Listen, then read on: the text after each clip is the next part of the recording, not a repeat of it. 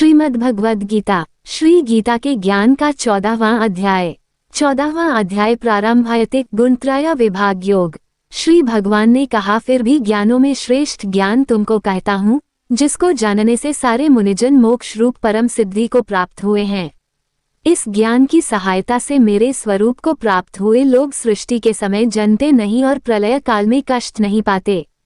हे अर्जुन, परब्रह्म मेरी योनि है, मैं उसमें गर्भ को रखता हूँ और उसमें भूतों की उत्पत्ति होती है। हे कौन्तेय, सब गर्भों में जो विभूतियाँ उत्पन्न होती हैं उनका उत्पत्ति स्थान प्रकृति है और मैं बीज देने वाला पिता हूँ। हे महाबाहु, प्रकृति से उत्पन्न सत्व, रज और तम तीनों गुण देह में रहने वाले निर्विकार आत्मा को बांध लेते हैं। हे अंग, इनमें तत्व निर्मल होने के कारण प्रकाशक और निन्रूप द्रव हैं जो प्राणी को सुख और ज्ञान के साथ बांधता है। हे कौन्तेय, रागात्मक रजोगुण से तृष्णा और आसक्ति उत्पन्न होती है जो प्राणी को कर्म के साथ बांधता है। तमोगुण की उत्पत्ति अज्ञान से है, ये भ्रम आलस्य निद्रा से प्राणी को बांधता है। हे अर्जुन, सत्व गुण उत्पन्न करता है, रज कर्म पैदा करता है, तम सब ज्ञानों को ढककर प्रमाद पैदा करता है। हे अर्जुन, सत्वगुण रज और तम को दबाकर बढ़ाता है, इसी प्रकार रस सत्व और तम को और तम सत्व और रज को दबाकर बढ़ना चाहता है। इस देह में इन इंद्रियों द्वारा जब ज्ञान का प्रकाश उत्पन्न हो तब समझे सत्व गुण की विशेष वृद्धि हुई है।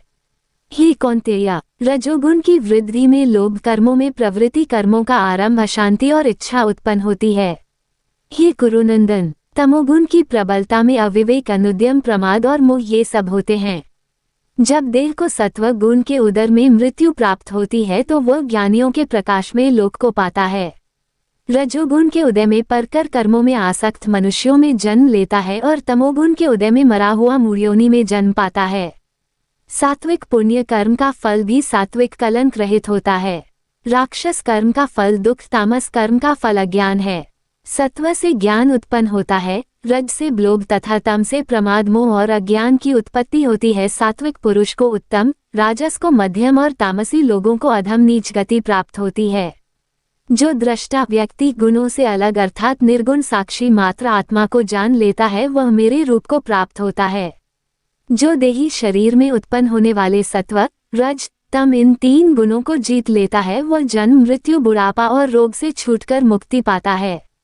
अर्जुन ने पूछा, हे प्रभु, कैसे मालूम हो कि अमुक मनुष्य ने तीनों गुणों को पार किया है?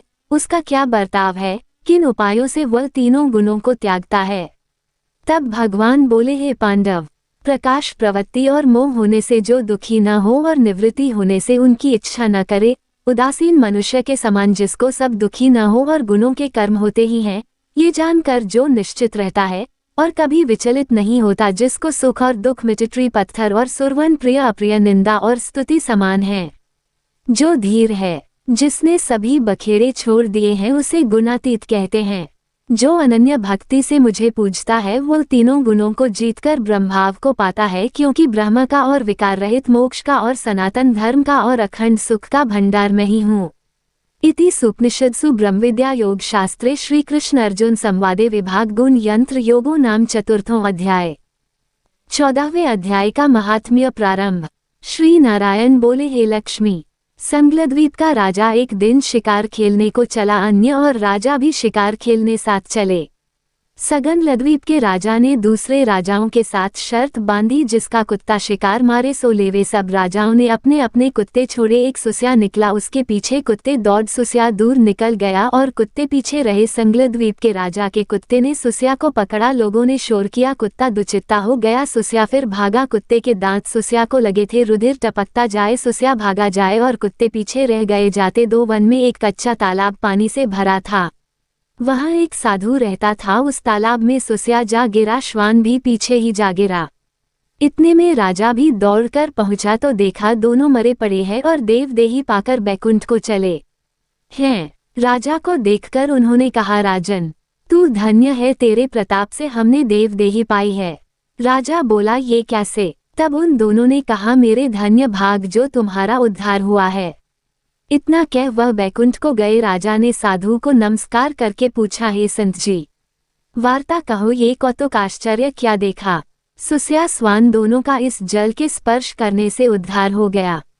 ये जल कैसा है? उस संत ने कहा, हे राजन, मेरा गुरु यहाँ रहता था, नित्य स्नान कर गीता के 14वें अध्याय का पाठ किया करता था। मैं भी यहाँ स्नान करके गीता का पाठ करता हूँ।